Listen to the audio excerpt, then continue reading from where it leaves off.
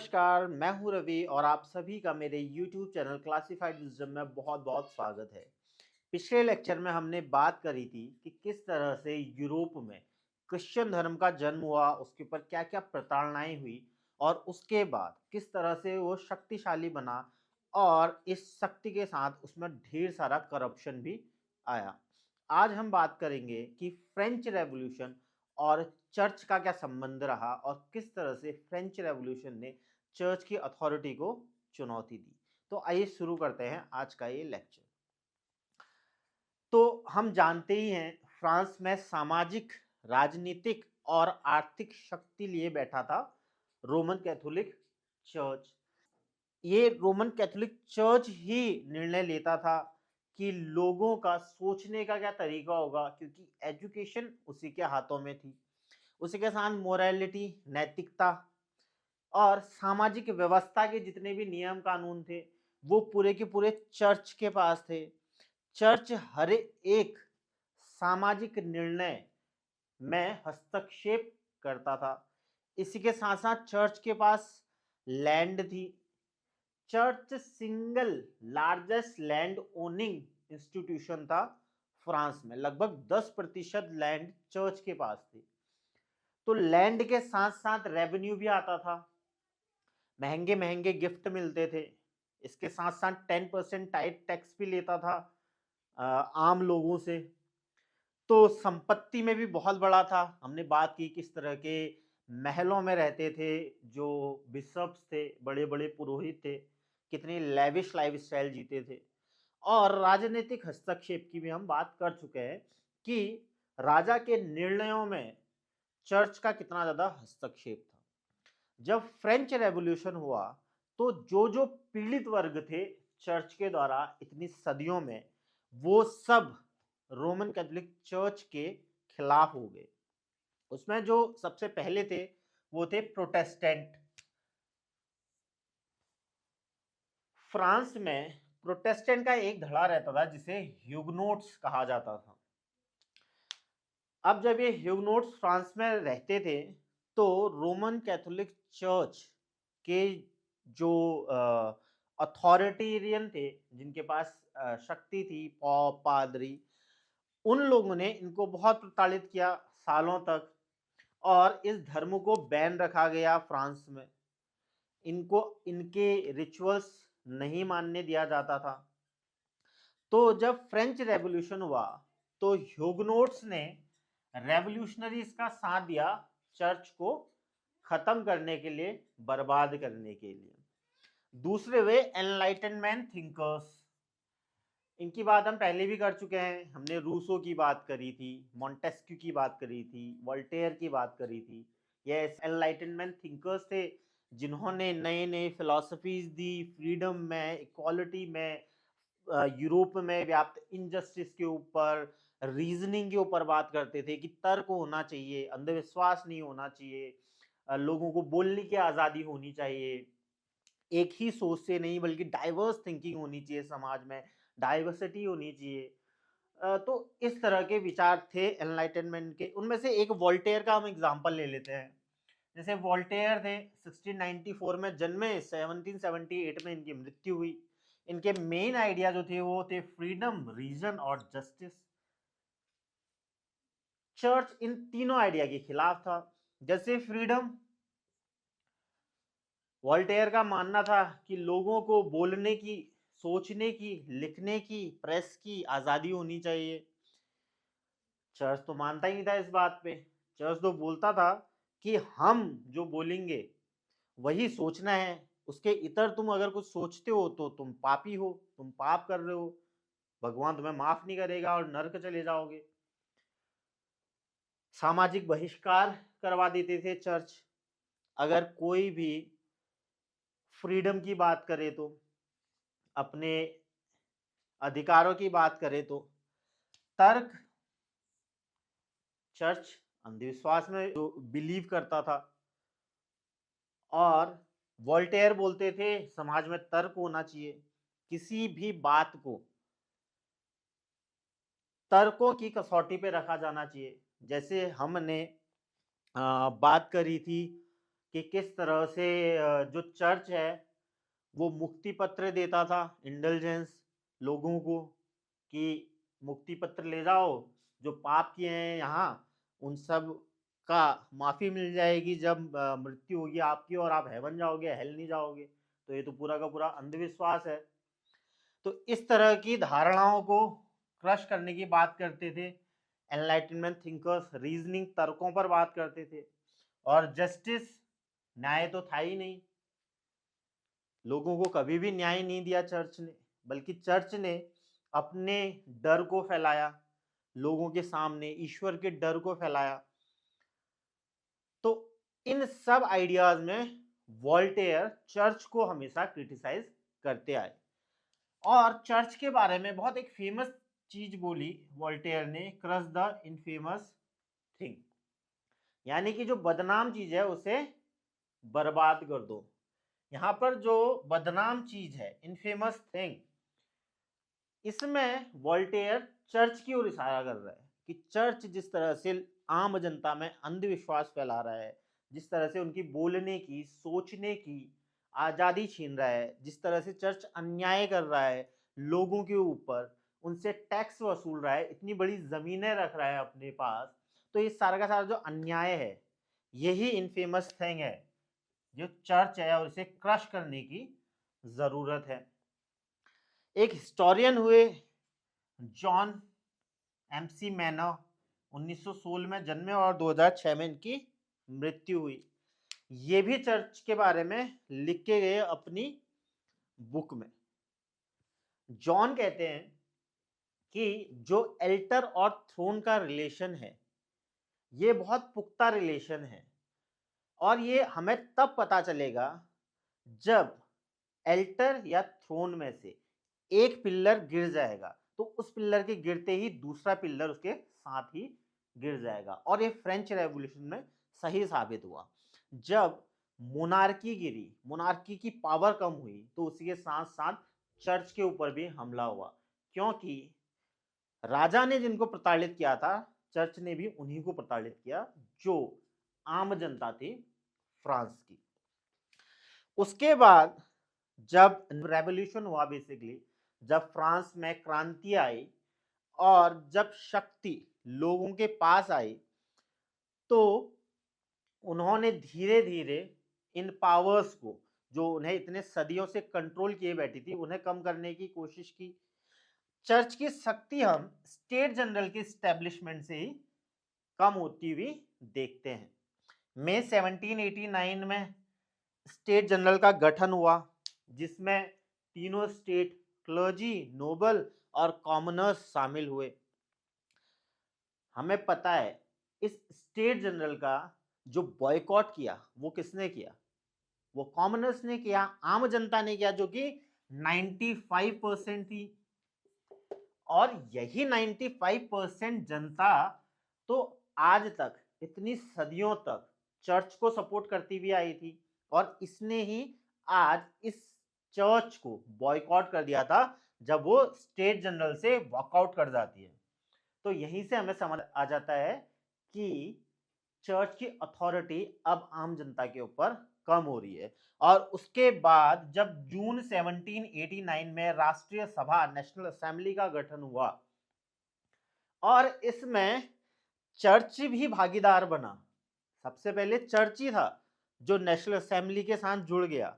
Nobles तो बाद में आए और राजा तो उसके काफी दिनों बाद आया नेशनल असेंबली से जुड़ने, लेकिन सब प्रतिनिधि थे फर्स्ट स्टेट के, वो आकर नेशनल असेंबली में जुड़े, जिसने स्टेट जनरल की लेजिटिमेसी को हमेशा के लिए खत्म कर दिया और राष्ट्रीय सभा को सबसे पावरफुल औहदा मिला, राजनीतिक औहदा फ्रांस में। और यहीं से शुरू होता है चर्च का पतन। चर्च ने जिसको सहयोग दिया 1789 में राष्ट्रीय सभा को, उसी ने चर्च के पतन की शुरुआत भी की। और एक के बाद एक ऐसे कानून बनाए गए राष्ट्रीय सभा के द्वारा, जो संवैधानिक सभा बैठी थी, जिसने चर्च की अथॉरिटी को पूरी तरह से खत्म कर दिया। जो पहला कानून बना वो बना 4 अगस्त 1789 का लेजिस्लेशन। इस लेजिस्लेशन ने जो 10% टाइप टैक्स लेती थी चर्च, उसको अबॉलिश कर दिया। अब चर्च के पास कोई भी कर लेने का अधिकार नहीं था आम जनता से। जो दूसरा कानून आया वो आया 2 नवंबर 1789 को, जिस दिन चर्च की पूरी जो संपत्ति है, प्रॉपर्टी है, उसे डिक्लेयर किया गया at the disposal of the nation. यानी कि चर्च की संपत्ति अब चर्च की नहीं रही बल्कि राष्ट्र की संपत्ति हो गई। और इस संपत्ति का यूज जो नई करेंसी है असाइनेट, इसको सपोर्ट करने के लिए किया गया। इससे पहले फ्रांस में लिवरे करके एक करेंसी चलती थी, उस करेंसी को बैन किया गया, प्रॉपर्टी को कॉन्फिस्केट किया गया यानी कि जब्त कर लिया गया। और दिसंबर में इस प्रॉपर्टी को बेचा गया हाईएस्ट बिडर को। जिसने भी सबसे ऊंची बोली लगाई उसे चर्च की संपत्ति दे दी गई और उन्हें कहा गया कि आप असाइनेट के द्वारा पेमेंट करेंगे। नई करेंसी पेपर करेंसी थी। राष्ट्र जो नेशनल असेंबली थी, राष्ट्रीय सभा, उसने ये करेंसी छपवाई और इसके थ्रू चर्च की सारी संपत्ति बेच दी जो हाईएस्ट बिडर हुए। उसके साथ साथ जितने भी मोनेस्टिक वॉव यानी कि मठ के जितने भी मॉन्क्स थे, साधु संत थे, उन्होंने जितनी प्रतिज्ञाएं ली थी, मोनेस्टिक प्रतिज्ञाएं, मठ की प्रतिज्ञाएं, उन सब को खत्म कर दिया, समाप्त कर दिया। और 13 फेब 1790 को जो धार्मिक ऑर्डर्स थे वो डिसॉल्व कर दिए गए। आज तक चर्च ने जितने भी धार्मिक ऑर्डर दिए थे किसी भी जगह, चाहे वो विलेज हो, चाहे वो टाउन हो, चाहे वो जो रोमन कैथोलिक चर्च के पॉप है उनके द्वारा कोई धार्मिक ऑर्डर आदेश दिया गया हो, वो सारे के सारे आदेशों को निरस्त कर दिया गया। और इसी के साथ साथ जितने भी ब्रह्मचर्य अपनाए हुए पॉप और नन थे उन्हें मोटिवेट किया गया आम जीवन में आने के लिए और शादी करके घर बसाने के लिए, जिसमें से बहुत सारे साधुओं ने और साध्वियों ने इसके बाद शादी भी की। जो सबसे ज्यादा रेडिकल नियम था जिसके कारण बहुत ज्यादा विरोध हुआ रेवोल्यूशन का ही फ्रांस में, फ्रांस की ही जनता के द्वारा, वो था 12 जुलाई 1790 का सिविल कॉन्स्टिट्यूशन ऑफ क्लर्जी। यानी कि एक नया संविधान पुरोहित वर्ग के लिए बनाया गया, जिसके अनुसार अब जो पुरोहित वर्ग है उसके इलेक्शन होने थे। जितने भी पद थे पुरोहितों के उन सब को समाप्त कर दिया गया और एक इलेक्शन सिस्टम बनाया गया जिसका जो चुनाव है वो आम जनता के द्वारा होगा और जो भी चुने जाएंगे उनको गवर्नमेंट सैलरी देगी, ना कि उनके पास कोई टैक्स वगैरह लेने का अधिकार होगा, ना ही लैंड होगी। तो उनकी जो तनख्वाह है अब वो गवर्नमेंट पे करेगी। ये जो नियम है civil constitution of the clergy, इसने सीधे सीधे पॉप की सत्ता को चुनौती दी, क्योंकि अभी तक तो जो रोम का चर्च था वहां के जो पॉप थे उनके अकॉर्डिंग, उनके ऑर्डर्स में पूरे के पूरे फ्रांस के जितने भी चर्च हैं उनके ऑर्डर्स चलते थे उन सब में। लेकिन अब इस कानून के द्वारा, civil constitution of the clergy के द्वारा, पॉप की सत्ता को सीधे सीधे चुनौती मिली और इसका बहुत ज्यादा विरोध हुआ क्लर्जी समाज से। इसको देखते हुए जो रेवोल्यूशनरीज थे उन्होंने देखा कि भैया कुछ लोग तो हमारे साथ हैं जो मान रहे हैं हमारी बात, लेकिन काफी सारा क्लर्जी का जो धड़ा है वो विरोध कर रहा है, तो इनको काबू कैसे लाया जाए। तो इनको काबू में लाने के लिए नवंबर 1790 को oath of loyalty to civil constitution का आयोजन किया गया। यानी जो राष्ट्रीय सभा ने सिविल कॉन्स्टिट्यूशन बनाया है उसकी प्रतिज्ञा ली जाएगी, उसके कितने ज्यादा क्लर्जी लॉयल हैं और कौन इसकी प्रतिज्ञा नहीं लेता, इससे पता चल जाएगा कि कौन लॉयल नहीं है। 24% क्लर्जी ने प्रतिज्ञा ली सिविल कॉन्स्टिट्यूशन की, बाकी 76 ने नहीं ली।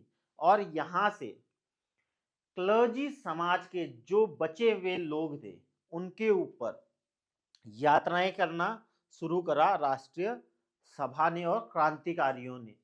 काफी सारे लोगों को मार दिया गया, जो बचे उन्हें मजबूर कर दिया फ्रांस से भागने के लिए, और यही कहलाए एमिग्रेज बाद में, जिन्होंने एंटी रेवोल्यूशनरी एक्टिविटीज के लिए काफी सारा फंड भी दिया।